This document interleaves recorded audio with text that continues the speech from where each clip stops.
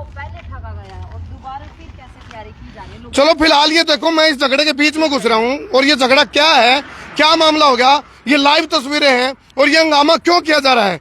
नाम है सोनिया बहुत, जो कि यहाँ से जो उपचुनाव है चेयरमैन पद के लिए नगर पालिका का, उसमें प्रत्याशी है कांग्रेस समर्थित चेहरा सोनिया बहुत। राम राम आठ एक बार सारे दर्शकों ने मेरा राम राम, मैं हूँ एडवोकेट सोनिया बहुत और कांग्रेस समर्थित प्रत्याशी हूँ असंध नगर पालिका उपचुनाव में जी। अच्छा एक बात आओ, किस बात को लेकर के आप जब भी हम देखते हैं बड़ा तू थोड़ा पे बड़ा गर्म, किस बात की बड़ास निकाले जाते हैं? बड़ास इस चीज की है जी, सबसे बड़ी बात तो ये है कि पहले लोगों को जनता का बेवकूफ बनाया गया है और जनता का उस टाइम जब बेवकूफ बनाया गया था, जनता बेचारी बोली बाली, उसको नहीं पता था। भाई यही बात है, जब कोई वोट देवा तो कोई वो कागज नहीं चेक करता जी, उसके कागज ओरिजिनल है या नहीं है। तो कहने का तात्पर्य ये है, कहने का तात्पर्य ये है कि जब लोगों ने वोट दी, लोगों ने नहीं पता था, मैं मान गई क्योंकि मैं असंध की जनता का बड़ा सम्मान करती हूँ और जनता को ही अवेयर कर रही थी और जनता की ये लड़ाई थी। सबसे बड़ी बात तो ये है जी। एक सेकंड सोनिया जी, आप यहाँ आओगे प्लीज? हाँ जी एक बार बता दे रहा हूँ। देखो भाई, ये बात है सच और झूठ की, न्याय की अन्याय की, सही और गलत की, आप लोगों ने फैसला करना है। असंध की जनता की लड़ाई है या।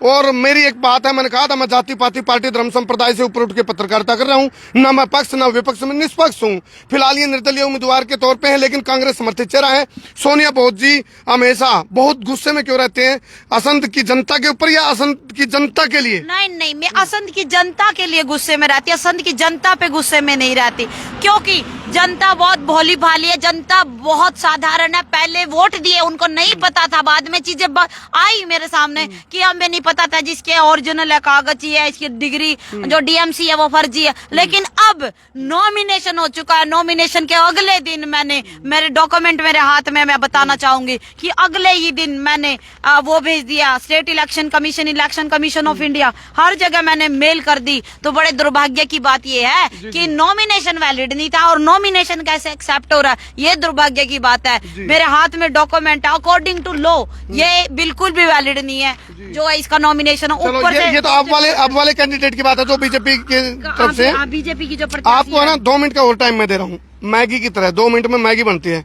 लेकिन असंध की जनता को ये बताओ पहले कैसे धोखा हुआ था और वो लड़ाई कैसे लड़ी थी और जीती कैसे थी? देखो पहले क्या हुआ था कि पहले जो चुनाव हुए थे उसकी फर्जी डीएमसी थी, जो कि उत्तर प्रदेश राज्य मुक्त विद्यालय से बनवाई गई थी, वो फर्जी थी, वो कोई ऐसा बोर्ड नहीं था। पहले तो वो उसका हमें इलेक्शन जीतने के बाद हमें पता चला, आरटीआई लगाई, डॉक्यूमेंट आने में टाइम लगा। उसके बाद 10 महीने में स्टेट इलेक्शन कमीशन ने उनको टर्मिनेट किया, फिर 1.5 साल में हाई कोर्ट ने टर्मिनेट अयोग्य घोषित किया, फिर वो सुप्रीम कोर्ट पहुंचा, सुप्रीम कोर्ट की एविडेंस लगाई, उससे कोई वहां राहत नहीं मिली। अब हरियाणा सरकार इसमें पार्टी बनी हुई है, जिस स्टेट पार्टी बना हुआ है, और हरियाणा सरकार से जवाब मांग रखा सुप्रीम कोर्ट में। अभी 4 मार्च को मेरी भी तारीख है, 2 मार्च का चुनाव है और 4 मार्च की फिर सुप्रीम कोर्ट में हमारी तारीख है। और कल फिर ये जो डॉक्यूमेंट है जो बड़ा अर्जेंट भी हमारा अब चेहरा उतारा उसका, ये हाई कोर्ट में कल केस फाइल हुआ है, जो कि 27 तारीख की से 27 तक हमने वेट किया कि कोई रिप्लाई आ जाए अधिकारियों की तरफ से, निर्वाचन अधिकारी की तरफ से। जब नहीं आया ना,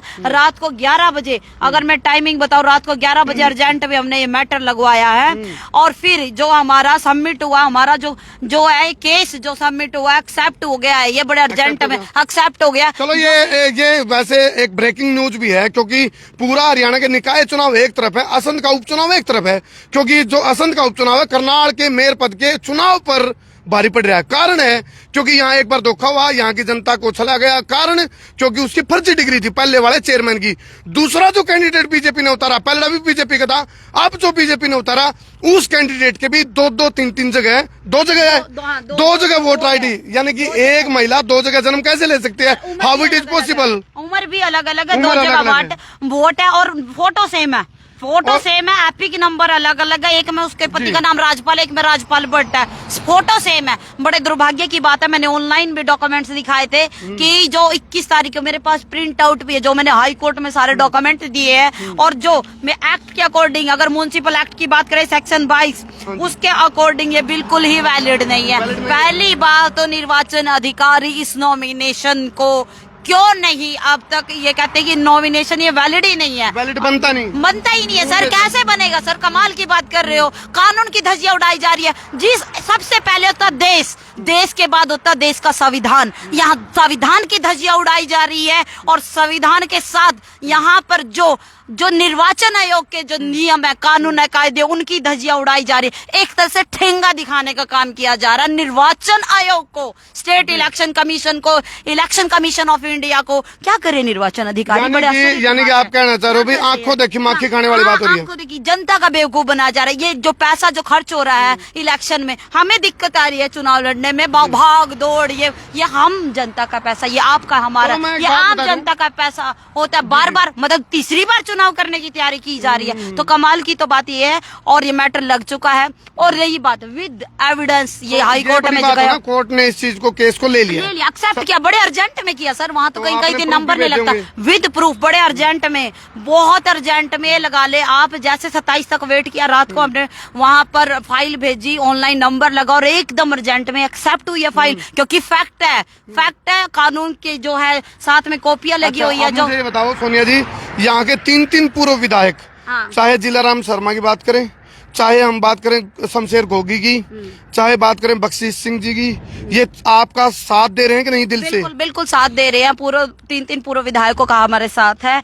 अगर मैं बात करूं 2009 से 14 का विधायक जिलेराम शर्मा, और बात करूं तो बख्शीश सिंह जो 14 से 19 के विधायक थे, और 19 से जो 24 4 महीने पहले तक शमशेर सिंह घोगी, वो हमारे साथ है। तीनों का आशीर्वाद है। और रही बात, देखिए वो क्यों साथ है, कांग्रेस समर्थित चाह रहा हूँ, लोग झूठ सच का साथ दे रहे हैं। एक बार पार्टी से हट के अपनी अंतरात्मा की आवाज सुन के ये देखे, अगर एक बेटी जनता के लिए लड़ी है, state Election commission, high court, supreme court, और दोबारा वो चीज सामने आ रही है, मुझे इतने बिजी शेड्यूल में मुझे हाई कोर्ट के चक्कर लगाने पड़ रहे, इससे दुर्भाग्य की बात क्या होगी सर? कल वोटिंग होनी है और आप असंध की जनता से क्या अपील करना चाहोगे? 30 सेकंड आपके पास। मैं संघ की जनता से हाथ जोड़कर यही अपील करना चाहूंगी। मेरा निवेदन ये है कि हाथ जोड़कर देखो, पहले जनता ठग चुकी है, दोबारा तैयारी की जा चुकी है, हाई कोर्ट में केस जा चुका है, क्योंकि ये केस तब गया है जब प्रशासन की तरफ से कोई रिप्लाई नहीं मिला है। उन्होंने जो नोटिस दिया है, जो आरोपी की तरफ से जो 7 डे के अंदर रिप्लाई आना था, उसके बाद 5 बजे के बाद ये मेरी कार्रवाई शुरू हुई है। और जब ये बड़े अर्जेंट में ये जो मैटर एक्सेप्ट हुआ है, तो बड़े दुर्भाग्य की बात है। मैं जनता से हाथ जोड़कर ये कहना चाहूंगी कि मेरा डमरू का निशान है, नंबर 3 पर मेरा बटन है, ये डमरू का निशान मेरा। अगर बात करूं डमरू का निशान नंबर 3, एडवोकेट सोनिया बहुत कांग्रेस समर्थित हूं, और ये अब की बार जनता ने बजाना है। अगर शहर का विकास कराना है, शहर के लिए अच्छे काम कराने हैं, शहर के हकों के लिए खड़ी हूं, और बार बार कहती हूँ देश पहले, फिर देश का संविधान पहले। और मेरा डमरू का निशान है 3 नंबर पर। सबने ज्यादा वोट देनी है, और हाथ जोड़कर यही रिक्वेस्ट है, इन ठगों से, ठगियां जो चल रही है सर्राम, जो आंखों देखी मक्खी खिलाई जा रही है जनता को, इससे बचना है।